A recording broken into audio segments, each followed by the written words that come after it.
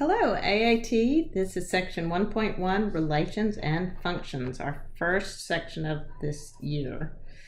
First of all, we got a couple definitions here. A relation is a set of inputs and outputs, often written as ordered pairs, input, comma, output. So relation, just think of the word relationship. It's a relationship of two or more variables. Like you remember from geometry, the area of a circle equals pi r squared. So that's a relationship between the radius of the circle and the area. If you plug in any radius of a circle, you'll find out what the area. So a relation is just a relationship between two or more variables. What's another formula we might use? How about distance equals rate times time? Now this has two variables. This relationship between rate and time is related to the distance that is traveled. So this would be called a relation. And we could use many different expressions or equations, like for instance, we could use y squared equals x. That's a relationship. For every y you plug in, you're going to get back different x's. So a function, on the other hand, is a type of relation or a rule or even a machine. You can think of it as a machine that assigns exactly one output into each input. So in other words, a function, A area equals pi r squared, is a function because I can only get one area for every radius I plug in. Any set of ordered pairs where the first coordinate is not repeated. So what that means, like if I look at this relationship right here, this relation, if I plug in the number 4 over here for x, if x is 4, well, what squared is equal to 4? Well, 2 squared is equal to 4, but also negative 2 squared is equal to 4. So this right here is not a function because I have two different y values, 2 and negative 2, for the same x value. So a function is a relation, so that's still a relationship or a rule or a machine that assigns exactly one output, that's the y value, for each x value or input value. So if you see this x value repeated with two different y's, it is not a function, just a relation. The graph of a function f is the set of all the ordered pairs. If we take all these ordered pairs that make up the relationship, input and output, or xy such that y is equal to f of x. And this is a review from Algebra 2. So here's our little function machines. Here I'm taking this little cube as my input and I'm putting it in the machine. It's going through the machine, and the output, notice it ends up becoming gray. So input goes into the machine, and it starts out white, and the output, after it goes through, becomes gray. And notice this function is called A. So the same thing's happening here. I'm putting in this triangular pyramid. It's white, goes in through the machine, and it comes out that gray color. So that's what function A does. It turns a white figure back to gray. So look at B, function B. What does it do? I put in an input, got a cube again here, goes through the machine, and out comes one side of the cube. And notice that happens here. I put in the rectangular prism, and out comes, the triangular prism, and out comes just the triangle. So for each input, I'm getting exactly one output. That's what a function is. Now see if you can see what happens here. The input is the word bonk, goes through the function, and the output is the word knob. Here's C again. The input is the word pin, and the output is the word nip. So what did this function actually do? We inputted a word, and what comes out is what's called, well, the word has actually flipped directions. If you flip over PIN, you get NIP. So it's the reversed word. Okay, so that doesn't look that mathy, but that's what a function is. It's putting something in and coming with an output. Your input would be called your X, and your output's generally called your Y.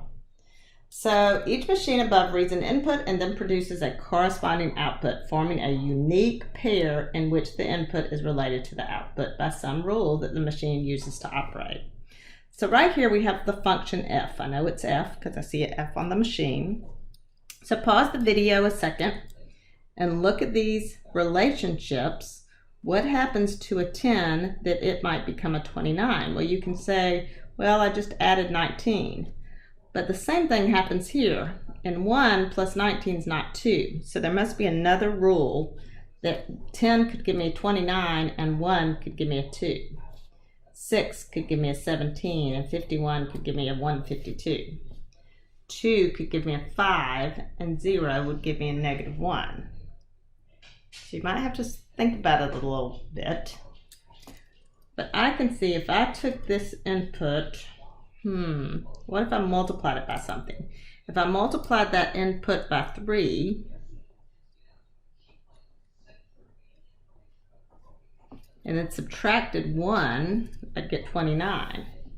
3 times 1 is 3, minus 1 is 2. 3 times 6 is 18, minus 1 is 17. So sometimes it takes a while to see what that relationship is, but that's my function rule.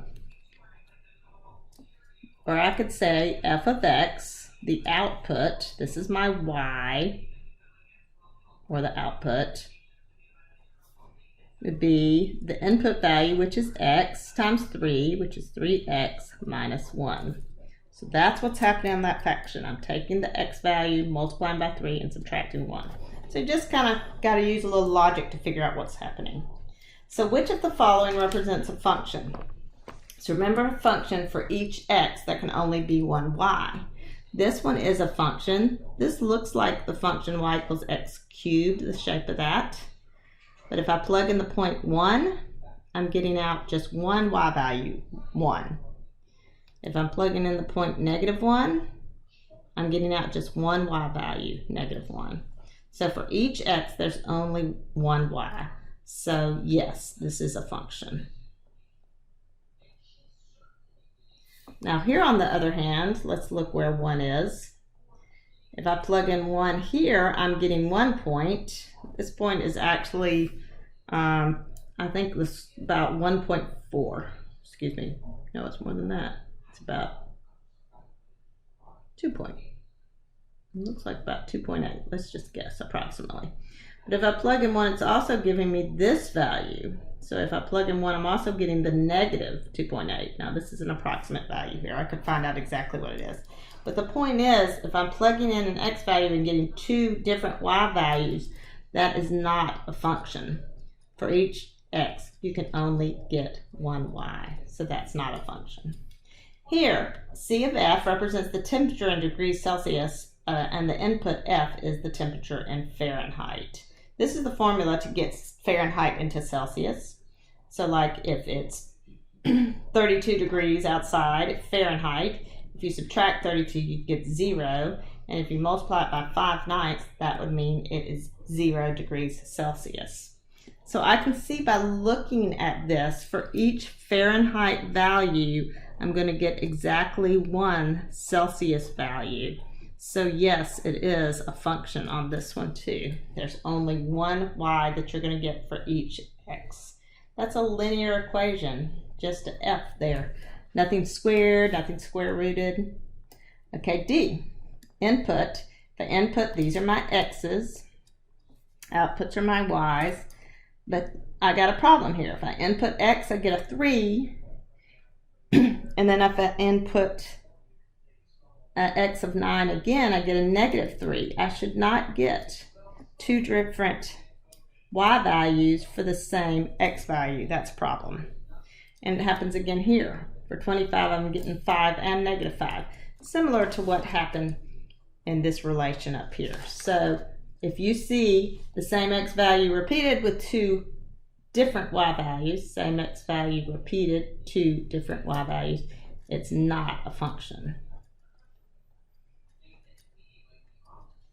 Okay, how about this one? This one's a little strange. Here we're talking about zoo admission prices. And if you're 5, 4, 3, 2, 1, 5 or under, you're going to pay $3.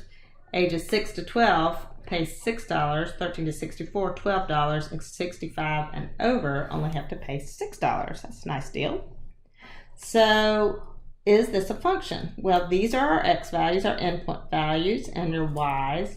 And for any x I have, even though this is a spread, if I plug in 5, I'm getting 3. If I plug in 4, I'm getting 3. If I plug in any x, I'm only getting 1 y. If I plug in 6, I'm only getting 6. If I plug in 12, I'm only getting 6. So for every x, only 1 y. No x's are repeated. So yes, this is a function. This, on the other hand, has a little problem. 2 and under are free. 2 to 18 are $5. 18 and over is $10. So what is the problem? Why is that one not a function?